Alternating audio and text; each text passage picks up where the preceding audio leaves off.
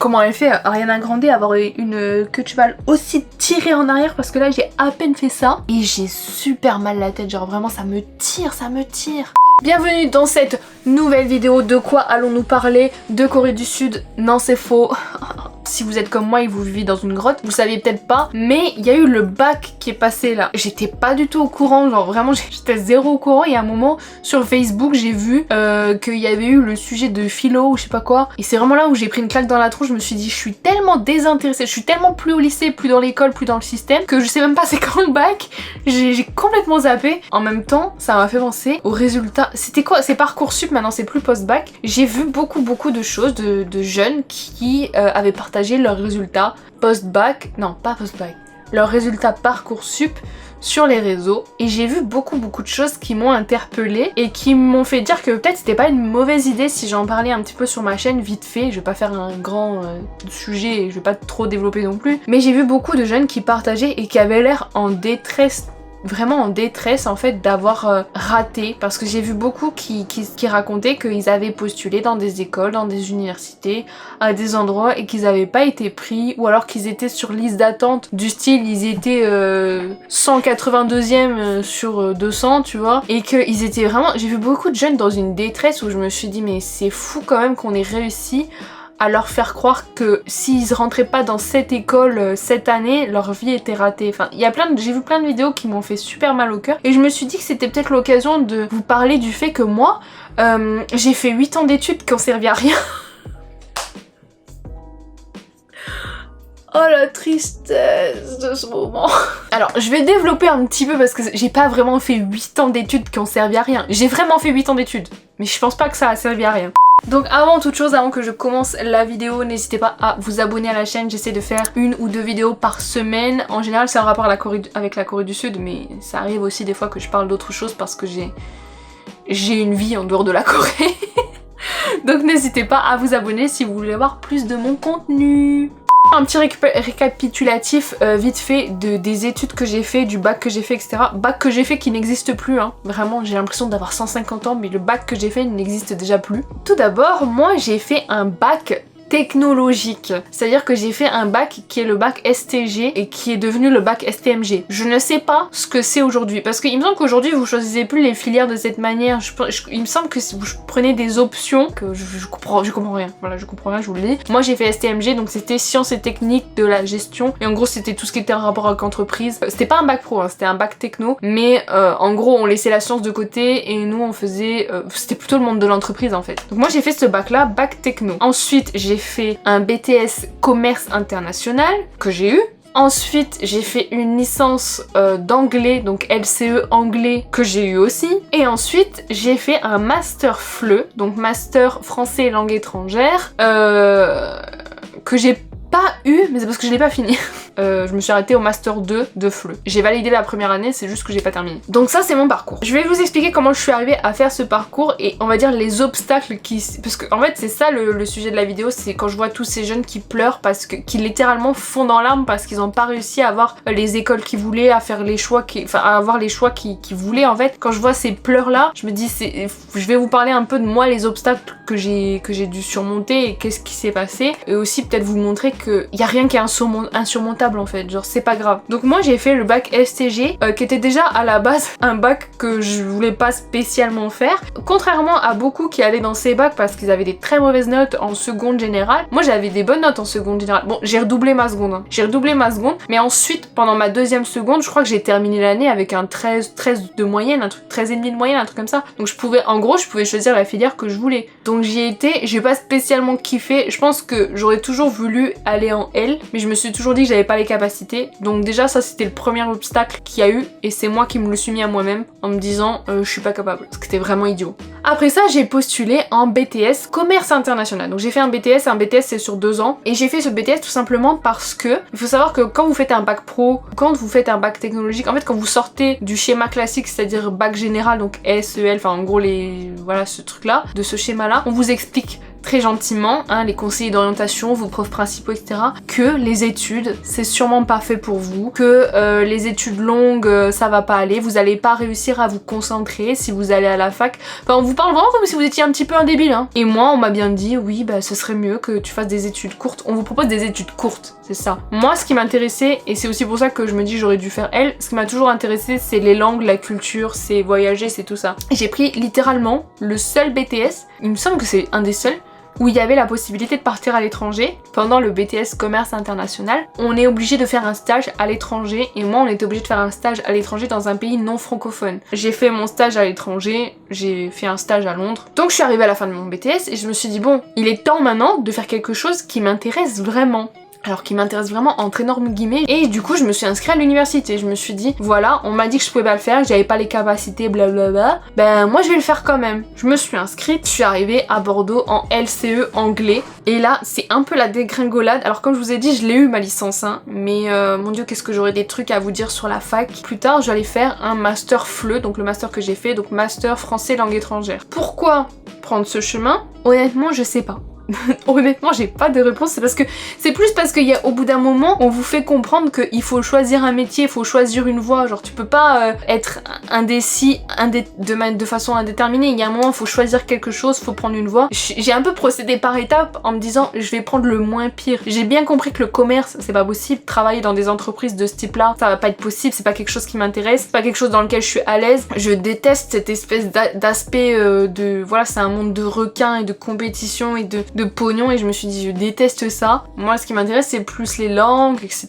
Qu'est-ce que je pourrais faire, et du coup je suis arrivée sur le fait d'être prof de français. Vu que j'aimais bien partager la culture, moi comme j'ai dit j'aime voyager, j'aime tout ça, je me suis dit pourquoi pas, mais c'était pas non plus un métier de rêve, genre j'ai pas toujours rêvé d'être prof. D'ailleurs quand j'étais à l'école primaire ou au collège, il y avait toujours une ou deux personnes, quand tu leur demandais le métier qu'ils voulaient faire, ils te disaient prof, et tu sentais que ces gens-là ils voulaient être prof. Moi ça a jamais été un métier que j'ai donné, j'ai jamais dit que j'allais être prof, j'ai jamais dit que j'allais être maîtresse des écoles, j'ai jamais dit ça, mais il y a un moment faut que je choisisse une voie, et j'ai choisi une voie qui était accessible. En gros je me suis dit je parle anglais, je peux m'inscrire à la fac, ça devrait aller.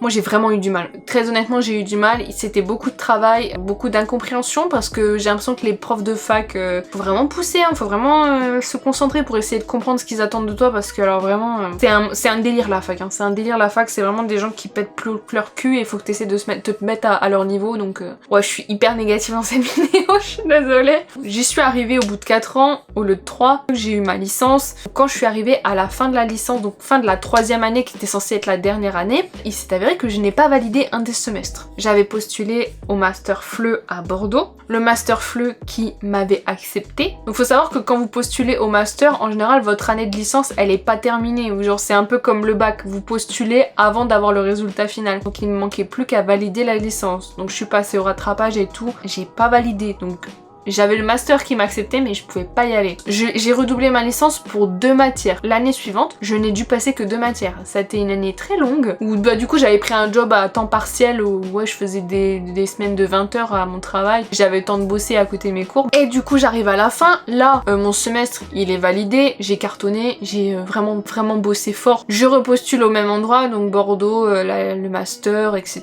Et le même master qui m'a accepté l'année d'avant, cette année me refuse. Sur la lettre de refus, il me semble qu'il disait, c'était une grande phrase, je sais plus, je pense pas que je la retrouverai, mais en gros ça me disait qu'il pensait pas que j'avais les capacités pour intégrer ce master. Donc moi je l'ai pris très fort pendant 10 minutes. Putain j'ai pas les capacités pour aller dans ce master, genre je peux pas faire le master parce que j'ai pas les capacités. Et il m'a fallu que 10 minutes pour me dire mais putain c'est qui ces gens qui me disent que j'ai pas les capacités, alors que depuis le début, depuis des années je m'accroche pour arriver jusqu'ici et j'y arrive, petit à petit j'y arrive, mais vous me dites que j'ai pas les capacités sans m'avoir rencontré, parce que quand vous postulez là en master, en licence, il y a pas d'entretien, il y a personne qui vous rencontre. Ces gens ne m'ont pas rencontré, ne m'ont pas fait d'entretien, ne connaissent rien de moi, mais ils arrivent à dire si j'ai les capacités ou pas. Non, enfin, et puis en plus il m'avait accepté l'année d'avant, donc c'est-à-dire l'année d'avant j'avais les capacités, maintenant je les ai plus. Enfin c'est pas logique. Enfin, je me souviens que ces pauvres 10 minutes où je me suis sentie mal, je me suis sentie vraiment comme une merde en fait. Vraiment je me suis dit j'ai pas la capacité, j'arriverai jamais à rien faire de ma vie, j'arriverai pas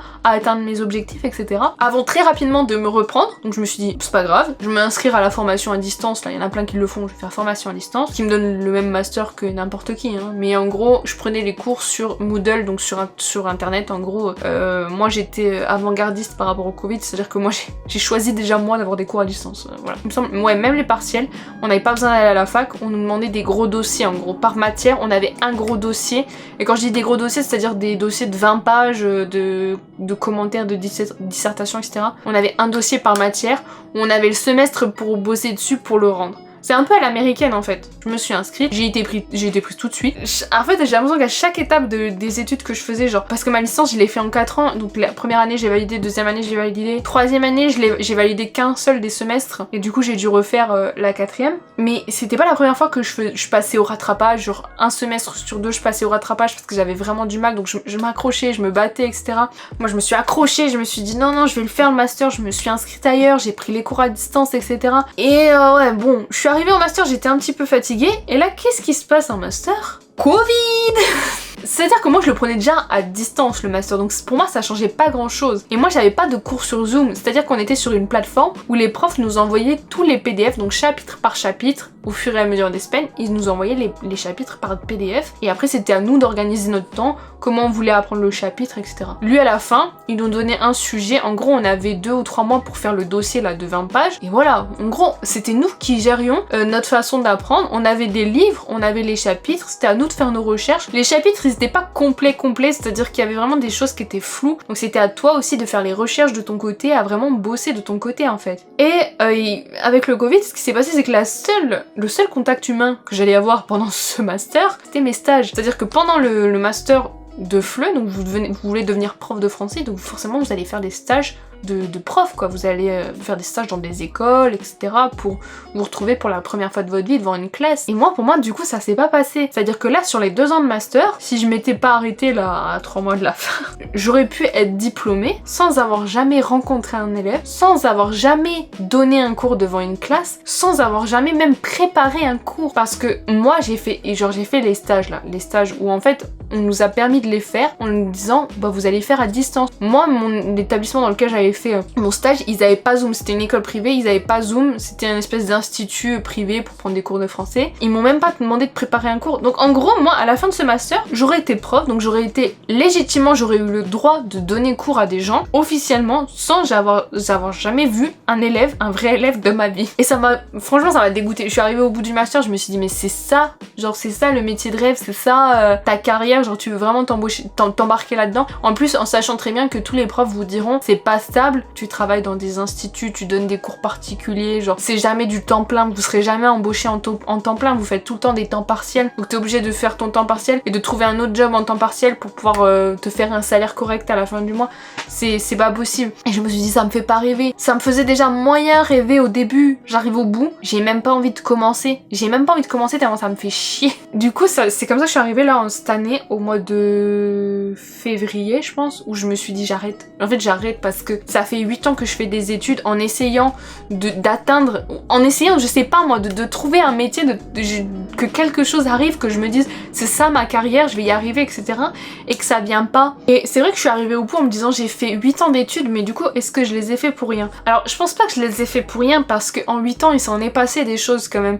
J'ai pu voyager un petit peu, bon, à mon échelle d'étudiante et de budget étudiant. J'ai rencontré plein de gens, plein d'amis, j'ai étudié dans différentes villes, j'ai fait mon stage à l'étranger, donc j'ai quand même eu une expérience professionnelle à Londres, c'était pas rien. J'ai rencontré Jungwon, ce qui était pas rien non plus, donc parce qu'au début de ma licence, première année de licence, je suis arrivée à Bordeaux, j'ai rencontré Jungwon qui arrivait tout juste de Corée du Sud et qui venait pour étudier, donc j'ai quand même rencontré Jungwon. J'ai eu mes premiers appartements, c'est moi qui ai payé mes premiers loyers, mais en termes vraiment de ce que les études m'ont apporté, elles m'ont pas apporté un métier, elles m'ont pas apporté de la satisfaction parce que je me sens pas mieux ou plus légitime ou je sens pas que j'ai plus de valeur parce que j'ai des diplômes. Et des diplômes, putain, j'en ai maintenant quand même. Je pense que j'ai fait toutes ces études parce qu'on nous a toujours dit, et je trouve tout particulièrement ma génération à moi et les générations qui arrivent là, on nous a toujours dit qu'il fallait faire des études, que si on voulait un bon salaire, fallait faire des bonnes études. Et vous savez quoi? Il m'a fallu 8 ans pour me rendre compte que ça c'était des grosses conneries. Les gars, la moitié des gens qui étaient en bac pro pendant que moi j'étais dans le lycée général, ils ont déjà un métier, une carrière et ils font déjà un salaire tous les mois. Donc non, faire des études ne m'a pas apporté la réussite professionnelle. D'ailleurs, ce que je voulais dire, votre bac, je veux pas dire qu'il sert à rien, mais le type de bac et les options que vous avez fait, on s'en tape. Genre ça aussi c'est une idée préconçue qu'on vous a mis. On vous a dit si tu fais S, ben il faut que tu fasses école de médecine, faut que tu fasses ingénieur, faut que tu fasses machin. C'est des conneries. Si on vous a dit ah ben si tu fais un bac pro, ça veut dire que tu vas pas faire d'études. Faux, 100%. Vous faites un bac pro, vous avez si vous voulez, vous pouvez faire des études. Moi dans mon BTS commerce international, mais il y avait aussi des gens qui avaient fait un bac S, il y avait des gens qui avaient fait un bac L, donc a priori pas du tout destiné à un BTS de commerce. Pourtant ils étaient là et ils ont réussi. Il y avait des bacs pro. Dans ma classe, il y avait des bacs pro. Donc ils avaient fait un bac pro, je pense, vente ou un bac pro commerce, un truc comme ça. Et laissez-moi vous dire que des conneries là au lycée où tout le monde se fout de la gueule des bacs pro en disant qu'ils sont débiles et tout ça. Je peux vous dire que les bacs pro commerce, en BTS commerce, ils nous ont tous explosé la gueule. Il faut le savoir, ils nous ont éclatés. Ils ont eu des meilleures notes que nous. Ils sont arrivés dans le BTS en ayant déjà une expérience professionnelle, en ayant déjà touché un salaire, en sachant déjà comment une entreprise, comment ça fonctionne. Ils nous ont éclatés. Ils ont éclaté la tête à tous les S. Faut le savoir ça. Et pourtant, quand on t'explique, oui, mais si t'as fait un bac techno, faut faire un BTS. Si t'as fait un bac général, ben faut aller à la fac. Faux. J'ai fait un bac techno, j'ai fini aussi à la fac et en master pour devenir prof. Il y en a qui ont fait un bac pro ou un bac S et ils ont fini dans le commerce international. Ça n'a aucun sens. C'est pas vraiment, faut arrêter de vous dire que votre bac va définir les études que vous allez faire. Déjà c'est faux. Ensuite les études que vous voulez faire, faut aussi arrêter de se dire que si vous n'êtes pas pris c'est la fin du monde. Ça c'est vraiment un truc que les gens vous ont mis dans la tête, que si vous faites pas les études vous allez être un loser à la fin. C'est faux. C'est faux. Et si vous voulez absolument faire des études dans un domaine qui vous plaît tout particulièrement et que vous n'avez pas été pris, c'est pas grave. C'est vraiment pas grave. C'est juste une année, cette année vous n'avez pas été pris, bah vous savez quoi ? Réessayez l'année prochaine si c'est vraiment ça que vous voulez. Prenez cette année pour vous préparer à autre chose. Cette année elle est libre du coup. Prenez un petit travail qui va vous faire économiser de l'argent. Découvrez-vous d'une nouvelle passion, je sais pas moi. Essayez de voyager un peu, même si ça reste en France, ça reste près de chez vous. Rencontrez des nouvelles personnes, il y a plein de choses que vous pouvez faire. Dans un an, il y a probablement plein de choses qui auront changé. Ça se trouve, vous vous rendrez compte que les études que vous vouliez faire à la base, c'était pas ce qui vous plaisait. Ça se trouve, vous allez vous rendre compte que en fait, c'est ça vraiment que vous voulez faire et vous allez vous réinscrire. Mais quand je vois trop de gens, trop d'ados, de jeunes là, qui pleurent sur TikTok, sur Facebook, sur YouTube, sur Instagram, qui pleurent vraiment toutes les larmes de leur corps parce qu'ils ont bossé comme des chiens au lycée et qu'à la fin ils ont pas la licence qu'ils voulaient ou ils ont pas l'école qu'ils voulaient. Franchement ça me fait super mal au cœur. C'est vraiment un truc qu'on leur a mis dans la tête. On leur a dit si vous le faites pas c'est que vous êtes un loser. Et c'est tellement faux, mais c'est tellement faux, ça veut tellement rien dire. J'ai un bac plus 2, ensuite j'ai fait un bac plus 3, là j'ai fait un master, donc si je termine là j'aurai un bac plus 5, et genre je suis pas plus avancée dans la vie que quand je suis sortie du lycée. Ça veut rien dire. Dans une vie, 1 an, même 2 ans, 3 ans, dans toute une vie, genre admettons que vous vivez jusqu'à 80-90 ans, ça représente rien du tout. Et vraiment je trouve ça triste qu'on ait mis dans la tête des jeunes que c'était la fin du monde en fait. Mais pour beaucoup de domaines, il y a vraiment plein de chemins différents. On vous en a présenté qu'un. Et c'est les études classiques, c'est-à-dire les écoles, les universités, les BTS. On vous a présenté que cette option-là et pourtant il y en a des tonnes d'options. Bon, ben c'est tout ce que j'avais à dire dans cette vidéo. Il y a sûrement beaucoup de choses en plus que je voudrais dire et que je pourrais raconter sur mes études parce que j'en ai fait beaucoup et longtemps. Il y a plein de choses que je pourrais dire sur mes jobs étudiants, sur mes galères, sur comment la fac ça marche, sur tout ce que j'en pense, etc. Mais en gros ça c'est ce que je voulais dire, c'est vraiment un petit message que je passais et que je vous parlais un peu de mon expérience. N'hésitez pas à me laisser un commentaire, de me dire ce que vous pensez, ce que vous avez pensé de vos études, parce que si vous avez déjà fait des études et que peut-être vous êtes rendu compte en commençant que c'était pas fait pour vous, parce qu'il y a beaucoup de gens qui commencent des études en pensant que ça va être le rêve et qui au bout de 1 mois à la fac se rendent compte que c'est pas du tout ça. Donc n'hésitez pas à me partager vos expériences et vos ressentis. Et puis je vous fais de gros bisous et je vous dis à la prochaine. Et n'hésitez pas à liker et à vous abonner.